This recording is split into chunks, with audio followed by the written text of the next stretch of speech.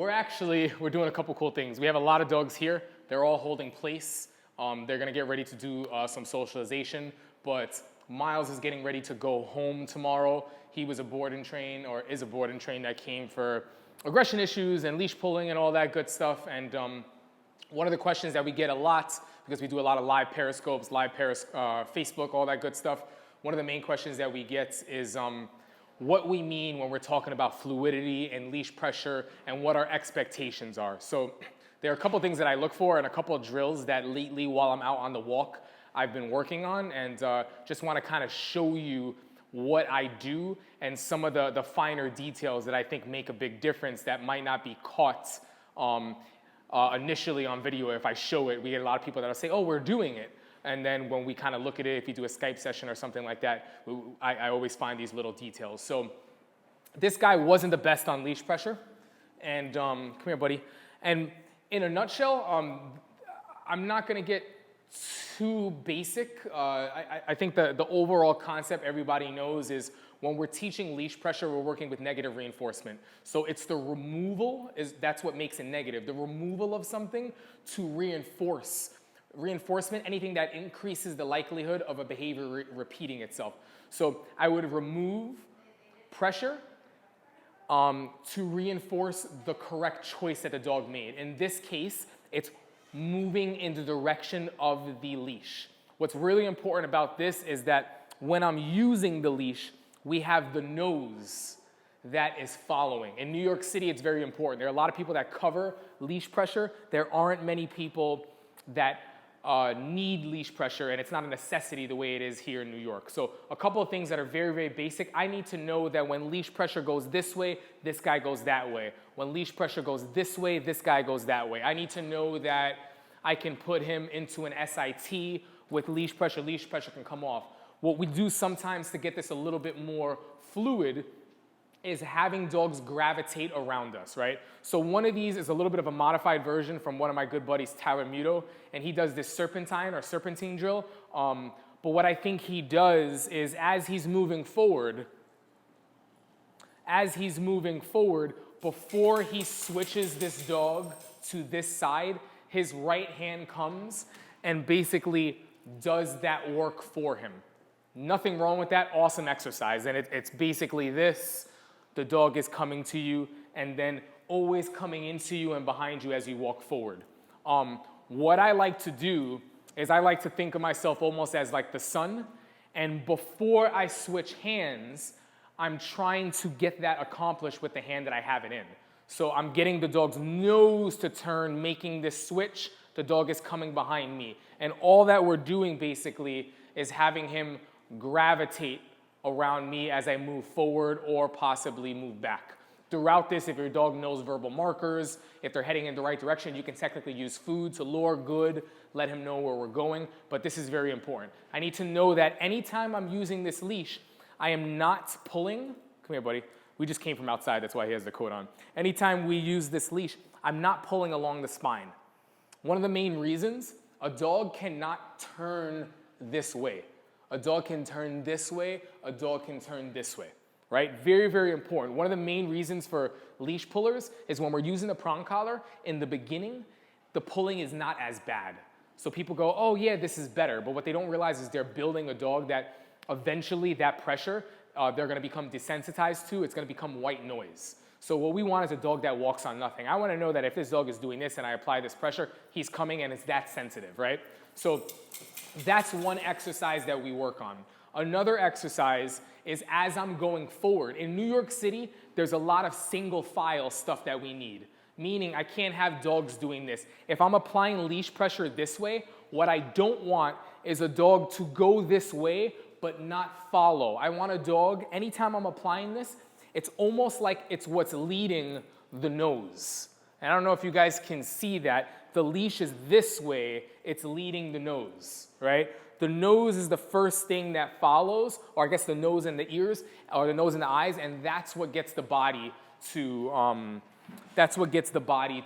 follow. If I can control the senses, nose, eyes, and ears, I have everything that I need. So a lot of times what happens is when we're kind of pulling or you're working with problem dogs, you get dogs that will kind of go toward the pressure, or you're getting opposition reflex. If they're going toward the pressure, people go, oh, well, the dog knows leash pressure, they're coming toward it, but what's not happening is the dog is not flowing with it. And you can see there, the way my body moves, it's almost as if like I don't even really need sort of like leash pressure. I'm hardly applying it. It becomes very, very, very smooth, and the dog learns how to follow this, right? So what I don't want is I don't want the dog to feel pressure and go toward it, but still face a distraction.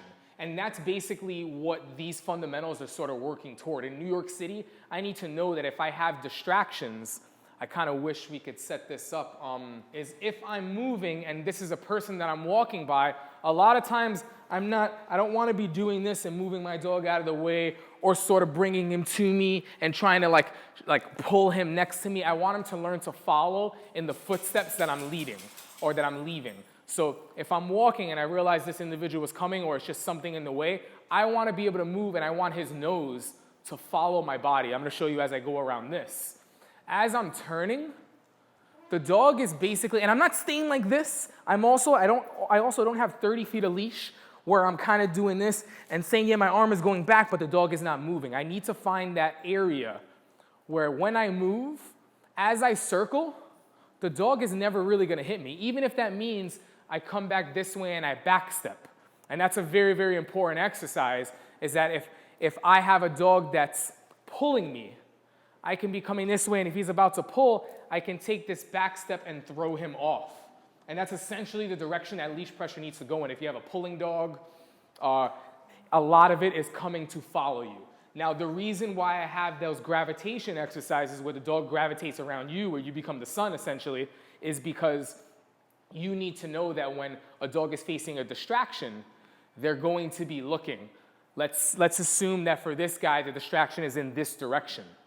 A lot of mistakes that people make is when you're getting a dog to follow you, things are pretty much single file. If I didn't have that in my way, I'm still going to be circling in a way where I'm never hitting the dog. He's following in my footsteps, so he becomes my trailer. You see what I mean? So everything that I'm doing, there's a little bit of pressure kind of here and there, but he's not glued to me at my side. We're not doing a precision sport heel or anything like that. I want a dog that learns how to follow in the direction. One of the main reasons when you get pushy dogs, I don't want a dog that's doing this but still focusing on this. So a lot of that stuff, that pressure comes from behind my butt. Pressure and angles change when a dog is facing a distraction.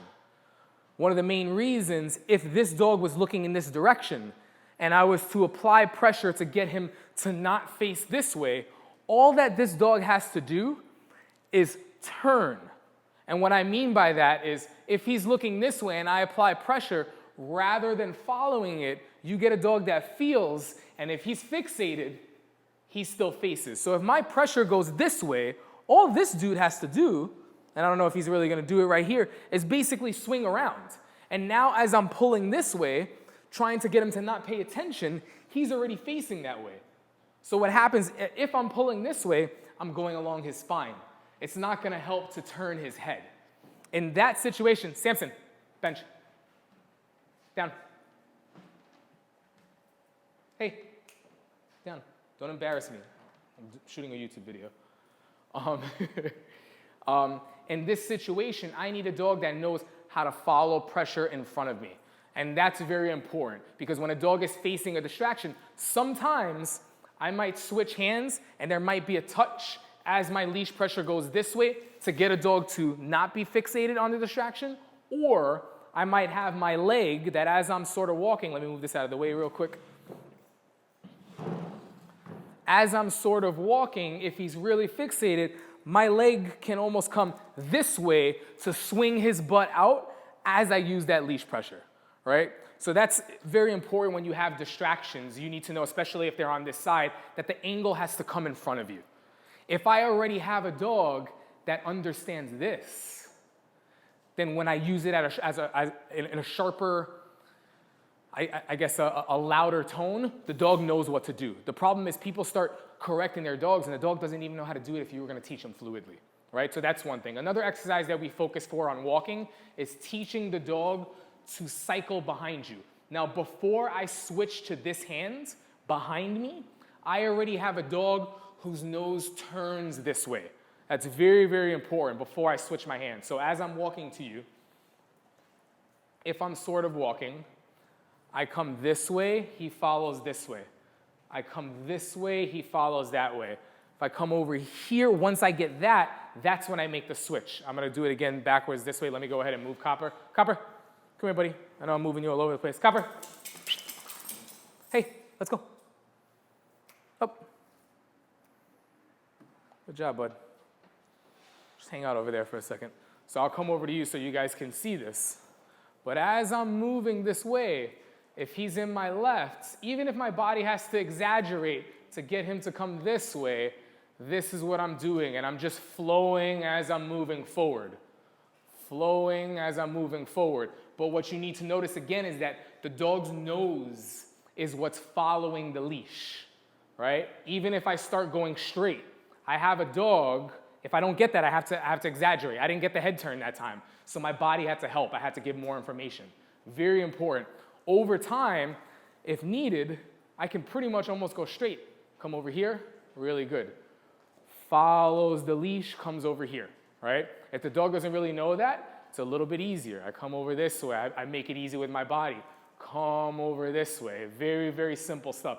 And this is just a couple little tips that's going to help make leash pressure communication easier, which will help with problem dogs with distractions and should be able to help you on the walk as well once the dog understands it.